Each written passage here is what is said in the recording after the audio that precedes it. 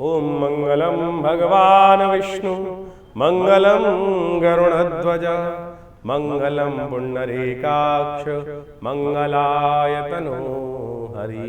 गुरुर्ब्रह्मा गुरुर्विष्णु गुरुर्देवो महेश्वरा गुरु साक्षात् परब्रह्म तस्मै श्री गुरुवे नमः।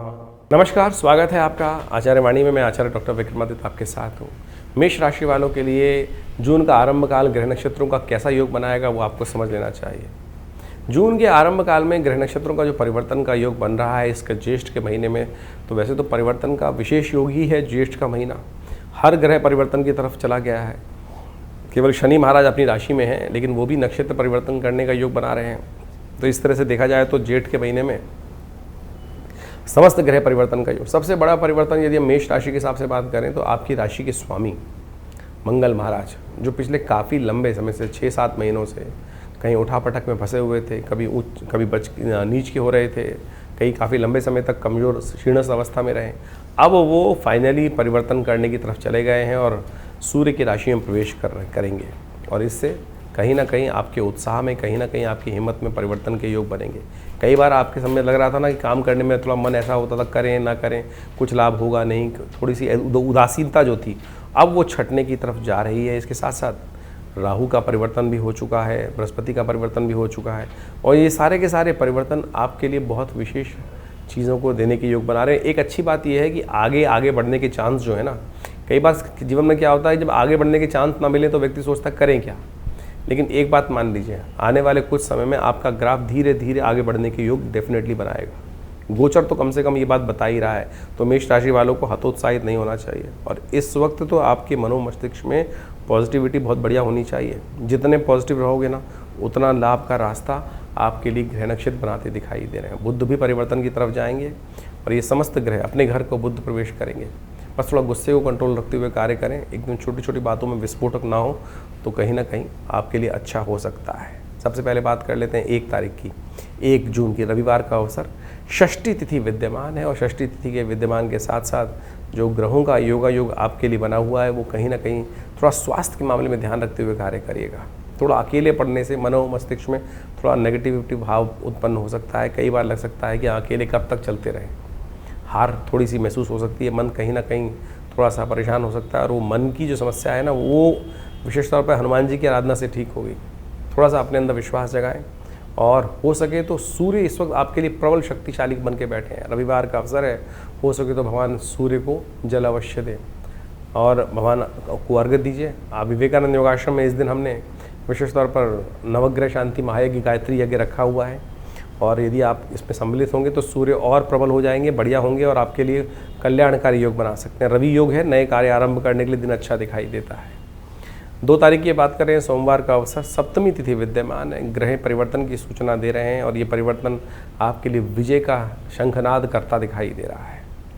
अपनी चाल में मस्त होकर चलिए और निर्द्वंद भाव से आगे चलने का प्रयास कीजिए। कोई आपके लिए कोई रुकावट मार्ग में नहीं आने वाली दिखाई देती है, तो हमको चिंता करने की ज़रूरत नहीं है। ध्यान रखिएगा, जो जातक नए जन्म ले रहे हैं, अश्लेषा और मघा नाम के नक्षत्रों का योग 1 और 2 जून को बना हुआ है, तो ऐसे में उनकी मूल शांति अवश्य करा लेनी चाहिए। नहीं तो कई बार क्या होता है कि मूल शांति ना होने के कारण से जीवन में कई बार विघ्नों का योग बन जाता है। आमतौर पर जो तथा बहुत सारे विद्वान लोग होते हैं, केवल 27वें दिन 27 जगह की मट्टी, पानी, बस कंकड़ यही इकट्ठे करते चले जाते हैं। मूल शांति के मंत्र जो है वो नहीं जप करते हैं। 27 दिन तक 1,000 रोज मंत्र जप करके उसका दशांश यज्ञ करते हुए तब इसका अनुष्ठान को पूर्ण करना चाहिए, तभी मूल शांति होगी, नहीं तो नहीं होगी। और यदि आपने ढंग से नहीं कराई है और हो सकता है उसकी वजह से जीवन में विघ्न आ रहे हो में, तो अवश्य इस समय पूर्ण करा लीजिए, उनको ढंग से करा के काम कीजिए, अच्छा रहेगा।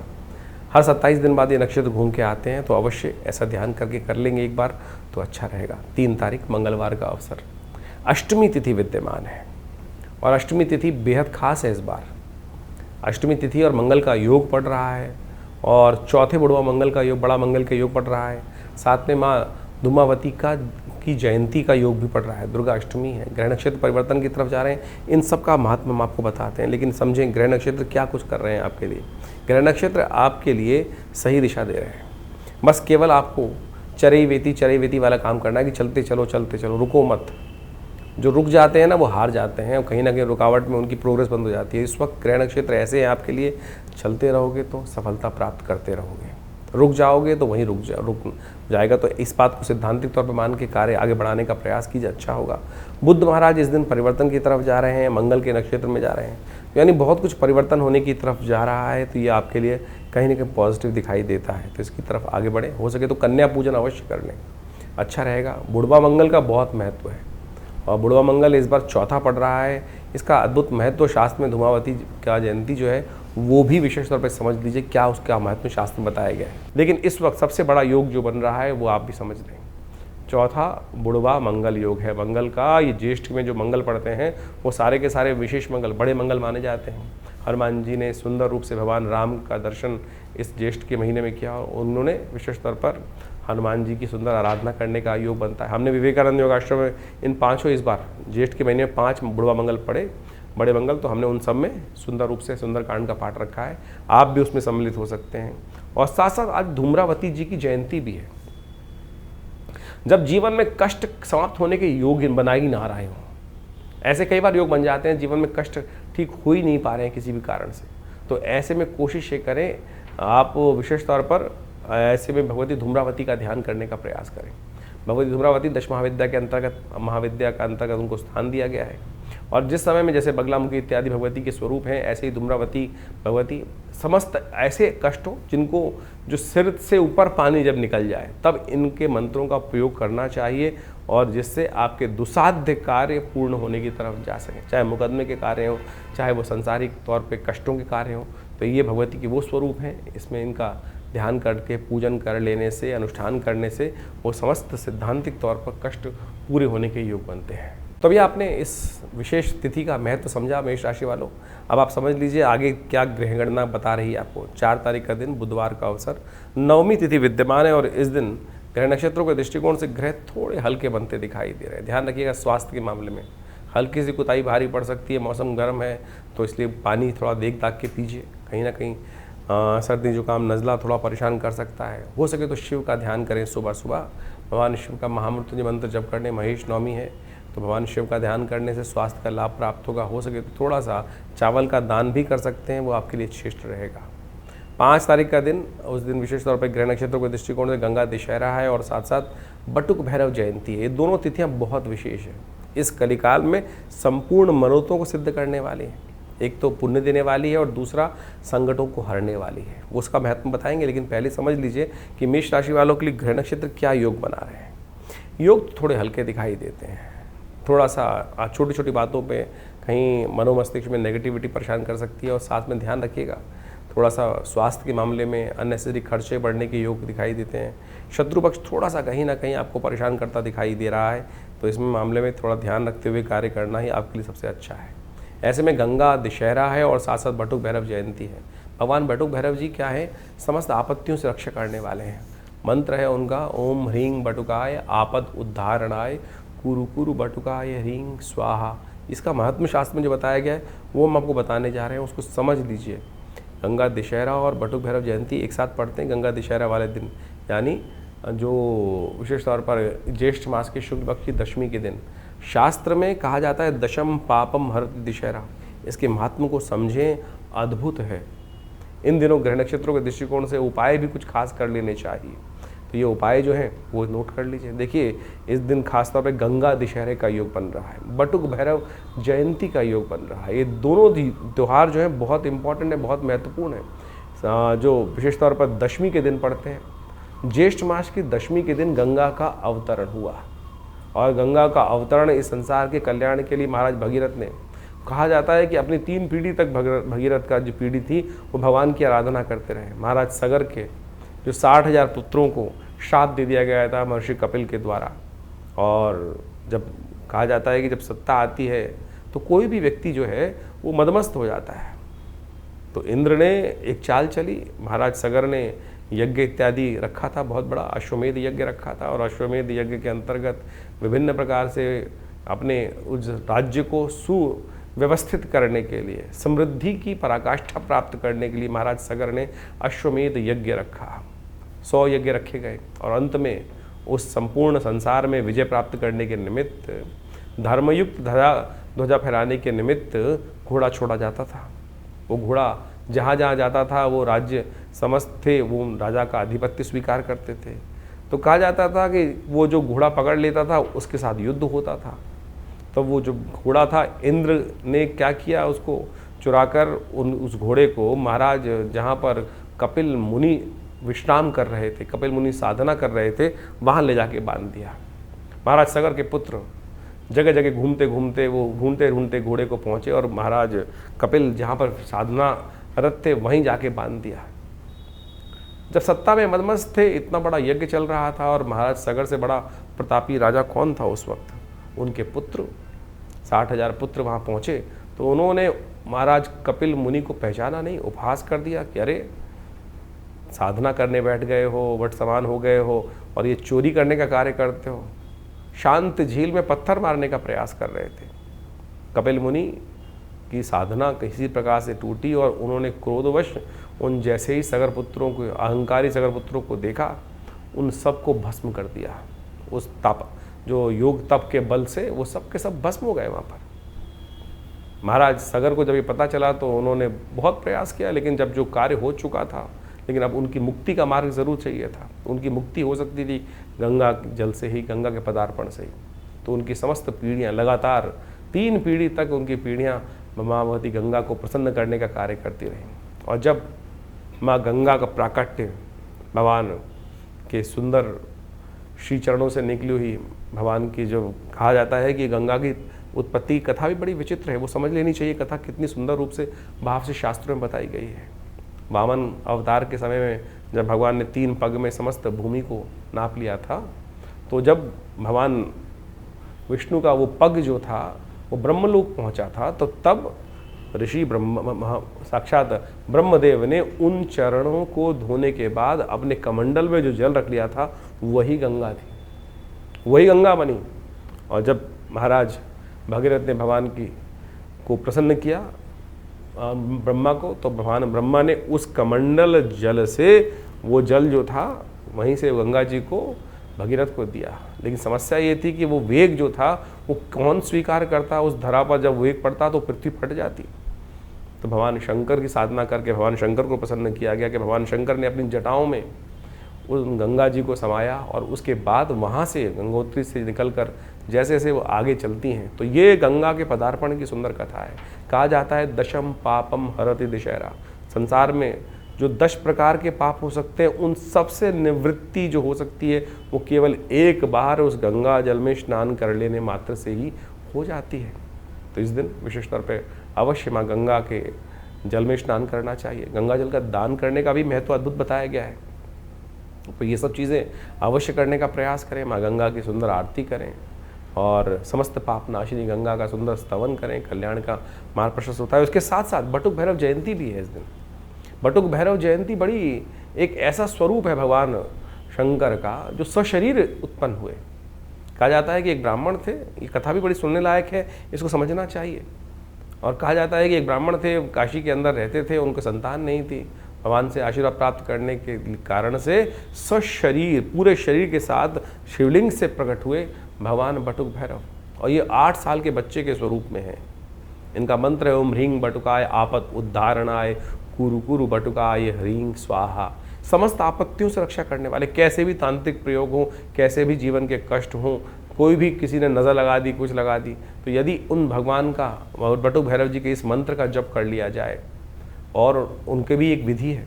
हमने ऐसे ऐसे अकाट्य प्रयोग देखे कि जब कोई अनेक प्रकार के किसी ने कुछ नेगेटिव प्रयोग कर दिए, कुछ ना कुछ समस्याएं, ब्लैक मैजिक जिसको बोला जाता है, वो सब किसी न किसी व्यक्ति के जीवन में हो गया। तो यदि उसको आटे के मीठे गुलगुलों के द्वारा उनका पूजन करने के बाद उनके हवन को यदि इस मीठे गुलगुलों के द्वारा कर लिया जाए, ओम ह्रीं बटुकाय आपत उद्धारणाय कुरु कुरु बटुकाय ह्रीं स्वाहा, इस मंत्र का उच्चारण करते हुए, तो कैसा भी नेगेटिव प्रयोग आपके जीवन में, चाहे फैक्ट्री पे, चाहे दुकान पर, चाहे घर में, चाहे बच्चे पर, चाहे किसी पर भी कई बार हो जाता है। देखिए, किसी घर को तोड़ना तो बड़ा आसान है, बुलडोजर लगा दीजिए टूट जाएगा, कुछ ना कुछ और विस्फोट कर दीजिए टूट जाएगा, बनाने में कितना टाइम लगता है। तो यही इसी प्रकार से कैसे भी नेगेटिव प्रयोग यदि कोई कर दे किसी के ऊपर, जैसे नज़र लग गई किसी व्यक्ति की, और नज़र भी किसी विशेष व्यक्ति की जब लगती है तो बने बनाए बड़े बड़े महल भी खराब हो जाते हैं, अच्छा भला पहलवान व्यक्ति भी खराब हो जाता है। उन सब से आपत्तियों से रक्षा करने वाला ये अद्भुत मंत्र है, ओम ह्रीं बटुकाय आपद उद्धारणाय कुरु कुरु बटुकाय। और भगवान बटुक भैरव जी का मनोकामना अष्टक, जो भैरव अष्टक जो है, वो भी बड़ा चमत्कारी है। समस्त मनोकामनाओं को पूर्ति करने वाला ये बटुक भैरव अष्टक माना जाता है। तो इनका भी इस दिन स्तवन कर लेने से समस्त प्रकार के मनोरथ सिद्ध होने के योग बनते हैं। तो अवश्य इस जो ज्येष्ठ मास के शुक्ल पक्ष की दशमी होती है, इस दिन गंगा जी का अवतरण और साथ साथ भगवान बटुक भैरव जी की जयंती का शास्त्र में वर्णन किया गया है। तो आप इन दोनों उत्सवों को आनंदपूर्वक मनाएं और सुंदर रूप से अपने कष्टों को दूर करने के लिए इन सब विधियों का सहारा लीजिए। शास्त्र में वर्णित है, हमने हज़ारों लोगों पर इसका प्रयोग करके देखा और बिल्कुल चमत्कारिक है। और इसका एक यंत्र भी बनता है, भैरव जी का यंत्र। जब कैसे भी घर में यदि कई बार क्या होता है कि कई बार नेगेटिव प्रयोगों को बचाने के लिए लोग, आपने देखा होगा कि वो लुट्टियाँ लगा देते हैं जीभ पे लटकी हुई बाहर, और नज़र से बचाने के लिए, नज़र दोष से बचने के लिए।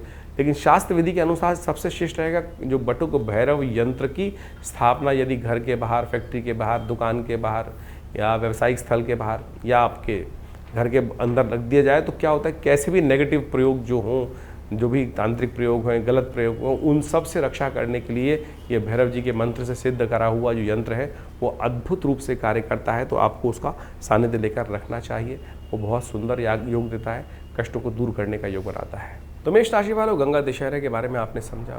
भगवान बटुक भैरव जी के बारे में भी बहुत सारे लोग जानते नहीं हैं इनके बारे में, केवल भैरव जी का स्वरूप ही जानते हैं, वो विकराल स्वरूप। लेकिन बटुक भैरव बड़े सौम्य हैं, 8 वर्ष के बच्चे के रूप में हैं और समस्त आपत्तियों से रक्षा करने वाले हैं। तो अवश्य इनका सानिध्य लें, इनका श्रद्धा के साथ पूजन करें, समस्त मनोरथ सिद्ध करने के योग बनेंगे। 6 तारीख का दिन, और मेष राशि वालों के लिए ग्रह नक्षत्र दिखा रहे हैं ग्रहों का योगायोग परिवर्तन का योग, और ये परिवर्तन का योग नया उत्थान देगा, राजयोग बनाने का निर्माण करता दिखाई दे रहा है। मन में उत्साह के साथ साथ बृहस्पति से दृष्ट होकर चंद्रमा का परिवर्तन का योग बनेगा, लेकिन अभी थोड़ा समय है, ये दिन थोड़ा सा उठापटक वाला रहेगा।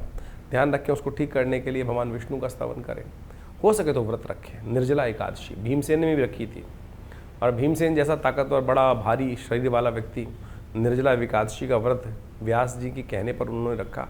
उसका महात्मा बड़ा शास्त्र में अद्भुत बताया गया है, समझें आप। इस दिन निर्जला एकादशी है, ये भीमसेन एकादशी के रूप में भी जानी जाती है। कहा जाता है कि संपूर्ण जो एकादशी हैं, जो 12 की 12 एकादशी जो आती हैं, पूरे 12 महीनों में एकादशी होती हैं, जो 24 एकादशी टोटल पड़ी, उन सब में यदि निर्जला एकादशी का व्रत एक बार कर लिया जाए तो उनके पूरे के पूरे वर्ष की जितनी एकादशी हैं उन सब का फल प्राप्त हो जाता है। भीमसेन ने एक बार महर्षि व्यास से प्रेरित होकर इस समय में व्रत रखा था। जेठ के महीने में तप रहा हो सूर्य, और ऐसी स्थिति में जब विशेष तौर पर आप समझें कि जो रोहिणी नक्षत्र में सूर्य चल रहे हों और ऐसे में ताप पड़ रहा हो, पूरी तरह से नव तपा का समय चल रहा हो, और ऐसे में जेठ में ये एकादशी पड़ती है, तो ऐसे में पूरी तरह से निर्जल, एक क्षण मात्र, एक जो बिंदु मात्र भी जल अंदर ना जाए, केवल आचमन करने की आज्ञा होती है इतनी कि बस केवल मुंह में जो पानी जो आचमन करने की आज्ञा उतना ही, यदि शौच इत्यादि की बात करना पड़े तो वो ऐसे में केवल पूरा सूर्य उदय से लेकर अगले दिन सूर्य उदय तक निर्जल तौर पर रहते हुए, व्रत रखते हुए, यदि भगवान का स्तवन करते हुए, भगवान की कथा का पाठ करते हुए, ओम नमो नारायणाय, ओम नमो भगवते वासुदेवाय का स्तवन करते हुए, ये नहीं सोचते हुए कि आज जल नहीं मिला, आज जल नहीं मिला, जल नहीं मिला, ऐसे ही करते करते व्रत नहीं रखना है। भगवान का स्तवन, भगवान की कथा करते हुए कार्य करना चाहिए, और उससे आपके समस्त मनोकामना सिद्धि के योग बन जाते हैं। तो ऐसे में देखिए, लोग पुण्य कमाने के लिए इस दिन जल का दान करते हैं। वैसे तो निर्जला एकादशी का रूप में व्रत रखने का विधान है, लेकिन छबीली लगती है, लोग बांटते हैं। जल का दान करने की परंपरा भारतीय संस्कृति में अनादि काल से रही है। लोग कुएं बनवाते थे, बावड़ियाँ खुलवाते थे और साथ साथ प्याऊ लगाते थे। ये भारतीय संस्कृति ही है, शायद किसी और संस्कृति में ऐसी व्यवस्था करने की परंपरा नहीं रही। हमारे ही संस्कृति के अंदर जल की व्यवस्था तक का दान करने की परंपरा अनादि काल से चलती आई है। तो इसका पुण्य लाभ हम सबको लेने का प्रयास करना चाहिए। और इस दिन विशेष तौर पर भद्रा का योग भी बन रहा है, जो भद्रा करीब करीब दोपहर को 3:30 बजे के बाद रहेगी। तो नए कार्यों का आरंभ करने से इस दिन बचना चाहिए। इस बात का ध्यान रखते हुए कार्य करेंगे तो अच्छा रहेगा। तो मेष राशि वालों, आपने समझा निर्जला एकादशी का अद्भुत महत्व। इस दिन एक ग्रह परिवर्तन की तरफ जा रहे हैं और वो हैं बुध महाराज। बुध महाराज तृतीय भाव में आपके प्रवेश करेंगे, अपनी राशि में प्रवेश करेंगे। अस्त ज़रूर है लेकिन हैं बहुत पॉजिटिव, और इनका ये नया इनोवेशन की तरफ, नया रिसर्च की तरफ, नया कुछ शोध, नया कुछ समझ डेवलप करने का रास्ता आपके लिए खुलता दिखाई दे रहा है। हो सके तो बुद्ध को थोड़ा शक्ति प्रदान करें, हो सके तो थोड़ा सा गणेश जी को पीले पुष्प ओम गंगणाधिपतये नमः इस मंत्र का जप करते रहें, उससे अच्छा पॉजिटिव चेंजेस रहेगा। 7 तारीख का दिन शनिवार का अवसर है, ग्रह परिवर्तन की तरफ जा चुके हैं, गज केसरी योग निर्माण हो चुका है रात्रि में चंद्रमा के प्रवेश के साथ साथ, और ये आपके लिए बहुत सुंदर योग बना रहा है। साथ साथ मंगल भी परिवर्तन की तरफ जा रहे हैं। मंगल का ये परिवर्तन आपकी राशि में, जो आपको थोड़े दिन से कई भाव ऐसा लग रहा था कि अकेले कब तक चलते रहेंगे, नया साथ मिलने के रास्ता बनेगा, बुद्धि से नया रास्ता मिलेगा। ग्रह नक्षत्रों के दृष्टिकोण से चीज़ें आपके लिए अच्छी बनती दिखाई दे रही हैं। इसके साथ साथ शनि भी अपने ही राशि में जाने के लिए सुंदर योग बना रहे हैं, और ऐसे में 12वें भाव में बैठकर अपने ही नक्षत्र में प्रवेश करने का योग बना रहे हैं। ये और ताकतवर हो जाएंगे और आपके रिजल्ट को ठोस कदम जो चलेंगे, जो आप बदलेंगे, वो ठोस कदम की तरफ आगे बढ़ते दिखाई देंगे। ऐसे में द्वादशी तिथि है, शनिवार का अवसर है, चंपक द्वादशी का योग बन रहा है। हो सके तो वानरों को केले डालने का प्रयास करें। शनि भी ठीक होंगे, मंगल भी ठीक होंगे और बहुत बढ़िया आपके लिए योग बन सकता है बढ़िया तरीके से। 8 तारीख रविवार का अवसर, इस दिन भी द्वादशी तिथि का योग बन रहा है। द्वादशी तिथि थोड़ी वृद्धि की तरफ है दिल्ली पंचांग के अनुसार से। उसके बाद त्रयोदशी का योग बन जाएगा, तो यानी इस दिन रवि प्रदोष का योग बन गया है। ग्रह नक्षत्रों के दृष्टिकोण से बृहस्पति महाराज पूरी तरह से दृष्टि प्राप्त कर कर वो आपके लिए योग अच्छा बनाते दिखाई दे रहे हैं, और बड़े लोगों से लाभ प्राप्ति के योग बनते दिखाई दे रहे हैं। इस समय ग्रह परिवर्तन की तरफ जा चुके हैं। हो सकता है कि विदेश से भी बड़े लोगों से, अपने कुछ और लोगों से भी आपको रास्ता बनता दिखाई देगा। राहु आपके लिए सबसे बेस्ट जगह चले गए हैं, और ये आपकी समस्त आपत्तियों से रक्षा करने का योग बनाते दिखाई दे रहे हैं। तो इसलिए थोड़ा राहु का मंत्र जप कर लें, हो सके तो थोड़ा सा बिल्लियों को दूध डाल दें, मूली का दान कर दें।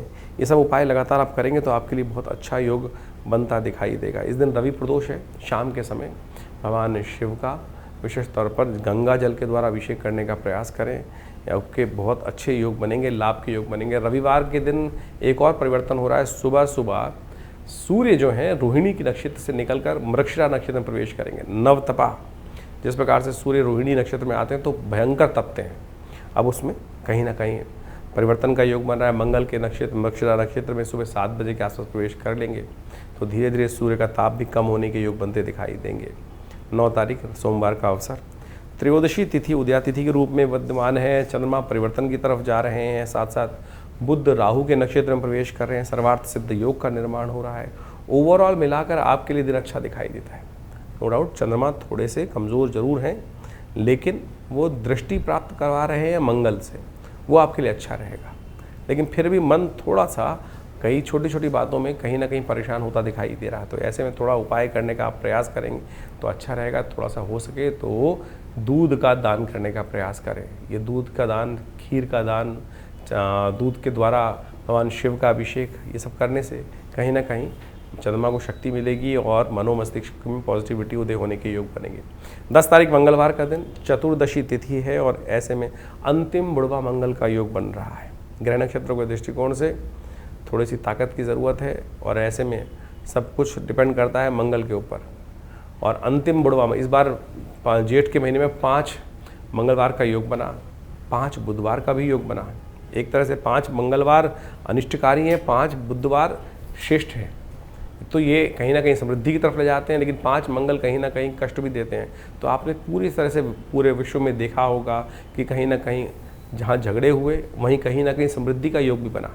तो ऐसे में ये योग आपके लिए भी अच्छा बन रहा है। ऐसे में जाते हुए बुढ़वा मंगल 1 साल बाद ये योग बनेगा बड़े मंगल में, तो हनुमान जी की सुंदर आराधना करें। हमने विवेकानंद योगाश्रम में इस दिन विशेष तौर पर बड़ा यज्ञ रखा है, और बुद्ध भी उदय होने जा रहे हैं इस दिन।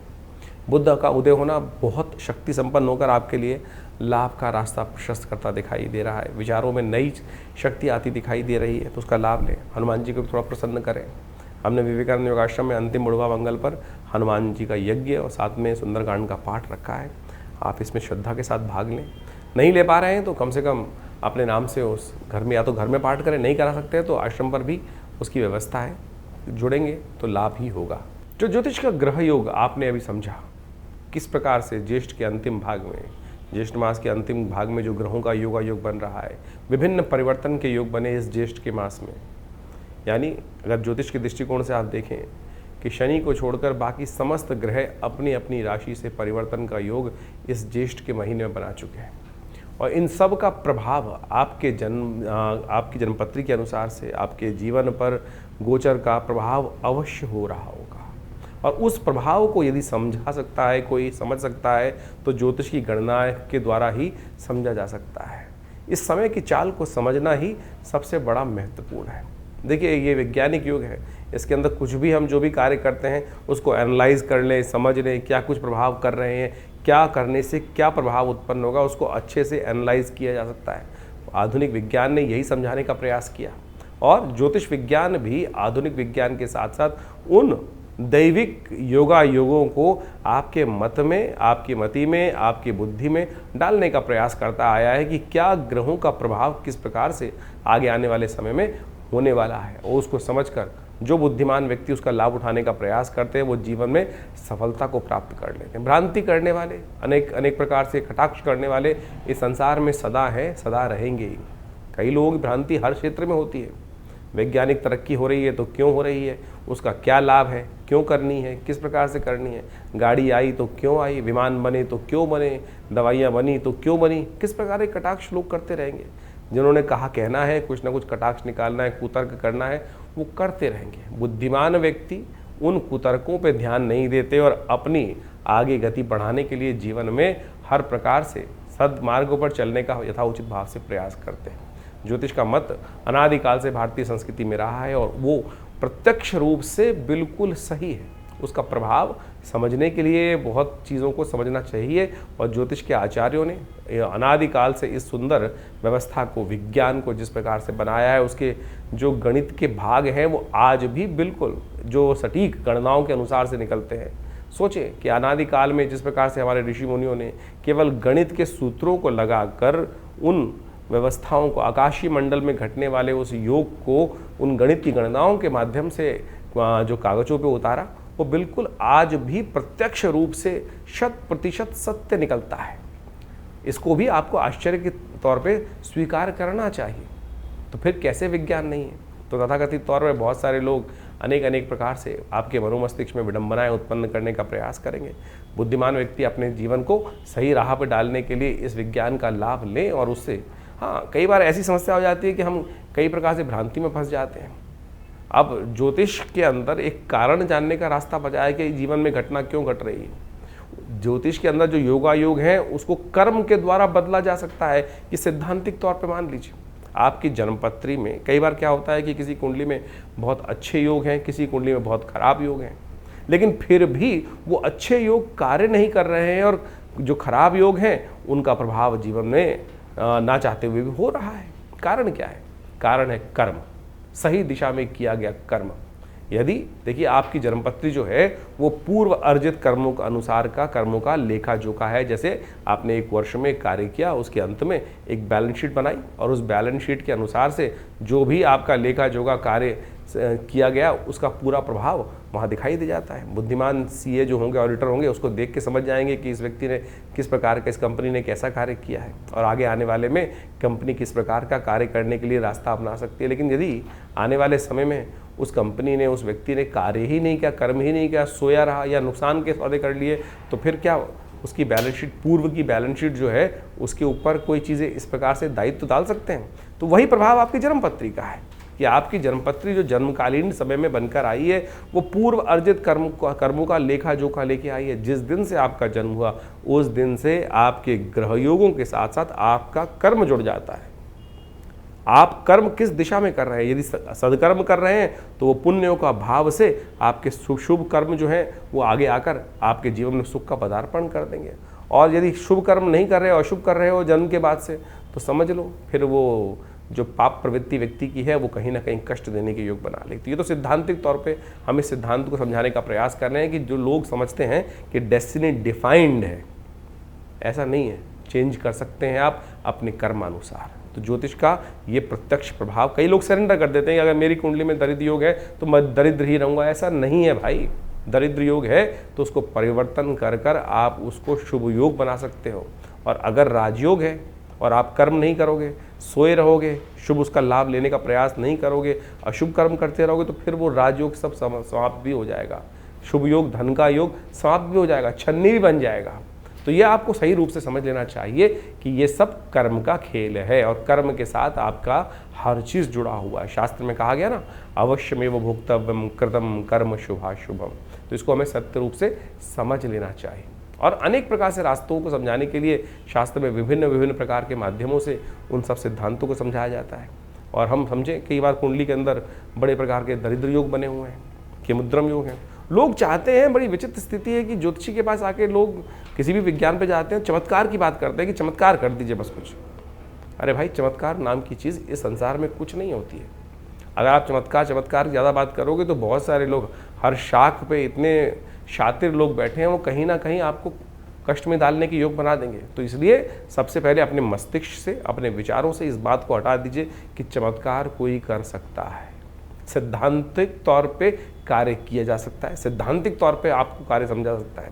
हर चीज़ का प्रभाव है, क्या वो नग है, क्या वो मंत्र है, क्या वो दान है, क्या वो पुण्य है, किसी प्रकार से औषधि का उपयोग है, हर चीज़ का कहीं ना कहीं एक वैज्ञानिक विश्लेषण है।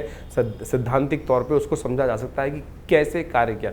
अब इस कार्य को समझने में किसी को दिक्कत हो तो वो उसको चमत्कार का नाम दे देता है। तो इसलिए इस बात को सही समझ लें कि चमत्कार नाम की कोई चीज़ होती नहीं है। जिस चीज़ का वैज्ञानिक विश्लेषण हमको समझ में नहीं आ रहा है, प्रोसेस समझ में नहीं आ रहा है, तो हम उसको तथाकथित तौर पे चमत्कार की गणना में ला के खड़े कर देते हैं। तो इस तरह से आप अपने ग्रहों को सही से समझें। तो ज्येष्ठ का महीना जो हमने आपके समक्ष रखा, ये बहुत पुण्य आने वाला महीना है। इसमें निर्जला एकादशी, इस शास्त्र में कहा गया है कि केवल एक जल का दान, आपके धन के नहीं, जल का दान कहा गया। सोचें, जल तो यथेच्छ मात्रा में अभी तो संसार में व्याप्त है, लोटा भरो और एक जल का दान दे दो, वही सबसे श्रेष्ठ दान कहा गया है। निर्जला एकादशी का सुंदर व्रत इस एकादशी इन ज्येष्ठ के मास में आता है। गंगा का पदार्पण इस ज्येष्ठ के मास में हुआ, जिसे गंगा दशहरा कहा जाता है। दशम पापम हरति दशहरा, केवल एक डुबकी मात्र उस गंगा जल में ले लेने से आपके समस्त अनेक कर्मों में किए गए जो कर्म है, दशम पापम हरति दशहरा, यानी समस्त पापों से निवृत्ति का मार्ग ये दशहरा केवल जल से स्नान करने से प्राप्त हो जाता है। तो सोचें कितना सुंदर भारतीय संस्कृति ने अपने शास्त्रों के माध्यम से उस सिद्धांत, जीवन के रहस्य को समझाने का प्रयास किया है। लेकिन हम तथाकथित तौर पर केवल हर चीज़ में विद्वत जनों को गाली देने का काम करते रहते हैं कि नहीं, जो इस प्रकार से हमारे सनातन के लोगों ने, आचार्यों ने कहीं ना कहीं गोरख धंधा बना दिया, ये कर दिया, वो कर दिया। तो इस बात को, भ्रांति को हटाने का प्रयास करें, अपने संस्कृति के प्रति उलाहना ना दें। हमने संस्कृति के प्रति क्या किया वो समझने का प्रयास करना है हमको, तो वो अच्छा रहेगा। संस्कृति तो बड़ी सुंदर है, परिष्कृत है, सुंदर है, सुनियोजित है, सुसज्जित है, तो हम उसको सुंदर रूप से अपनाने का प्रयास यदि कर लें तो बहुत अच्छा रहेगा। तो आप हमारे शास्त्र मतों को, हम अपने अनेक कथाओं के माध्यम से इन समस्त ज्योतिष के रहस्यों को आपके समक्ष रखने का प्रयास करते हैं। वैदिक कथाओं के माध्यम से उनको समझाने का प्रयास करते हैं। यदि आप इन सब सिद्धांतों को समझ लें तो आपको पूर्ण रूप से अपनी संस्कृति के प्रति विश्वास भी जगेगा, श्रद्धा भी जगेगी, और उससे आप जानकर अपने आप को भी अच्छा लाभ देंगे और हमारे समाज को भी लाभ देंगे। तो ज्योतिष विज्ञान के द्वारा इन समस्त सिद्धांतों को समझ लीजिए और अपनी जन्मपत्री को अच्छे से समझिए। अपनी जन्मपत्री के अनुसार से चीज़ों को समझते हुए अपने जीवन के फील्ड को समझने का प्रयास करें, किस क्षेत्र में कार्य कर रहे हैं। कई बार क्या होता है, हम जीवन में कौन से क्षेत्र के कार्य करने आए थे और कहाँ भटक जाते हैं। बचपन से ही, बाल्यकाल से ही हमको अपने जीवन के लक्ष्य को समझना चाहिए कि मैं किस चीज़ के लिए बना हूँ, मैं कौन से कार्य करने के लिए। नहीं तो क्या होता है, जीवन में व्यक्ति भटकता रहता है और फिर जाके 40-50 साल बाद उसको एक दिशा प्राप्त होती है। और यदि सही से कोई आचार्य मिल जाए, ज्ञानवान व्यक्ति मिल जाए, तो पहले से बता देगा भाई इस रास्ते पे चल रहे, तो इसके द्वारा सुंदर रूप से रास्ता बन जाएगा और कहाँ प्राप्ति के योग बन जाएंगे। देखिए आचार्य चाणक्य ने किस प्रकार से चंद्रगुप्त को ढूंढा और उसको लगाया, और कहाँ एक गडरी के घर में पैदा हुआ लड़का उस इतने बड़े साम्राज्य का अधिपति बना। तो इसलिए ये ज्योतिष के मत के अनुसार से, आचार्यों के मत के अनुसार से, उनके आशीर्वाद से हमें चलने का प्रयास करना चाहिए। और ये समस्त विज्ञान जो है, भारतीय संस्कृति का विज्ञान अपने आप में बहुत सुंदर है, और उसी का प्रतिपादन हम लोगों ने अपने विवेकानंद योगाश्रम में अनेक वर्षों से यहाँ शोध के द्वारा करने का प्रयास किया। हमारे आश्रम के द्वारा सद्गुरु आचार्य श्री केशव देव जी की सानिध्य में रह के बहुत सारे विज्ञानों पर शोध किया गया, योग के ऊपर, मुद्राओं के ऊपर, मंत्र विज्ञान के ऊपर, यज्ञ विज्ञान के ऊपर, और सहस्त्रों किताबें, मतलब करीब 100 के करीब किताबें हमारे संस्थान के द्वारा से प्रकाशित की गई हैं। बहुत सारे अनुसंधान कार्य चलते हैं। तो आप भी विभिन्न समय पर विभिन्न यज्ञों इत्यादि में जो हम आपको सूचना देते रहते हैं और उसके बारे में आप आके जुड़ सकते हैं। और विभिन्न रूप से आश्रम की जो गतिविधियाँ हैं, अस्पताल है, ये मंदिर है और साथ साथ यज्ञ इत्यादि की जो कर्म है, उनमें सब में जुड़कर लाभ लें। आपके जीवन में कल्याण का मार्ग प्रशस्त होगा। धन्यवाद।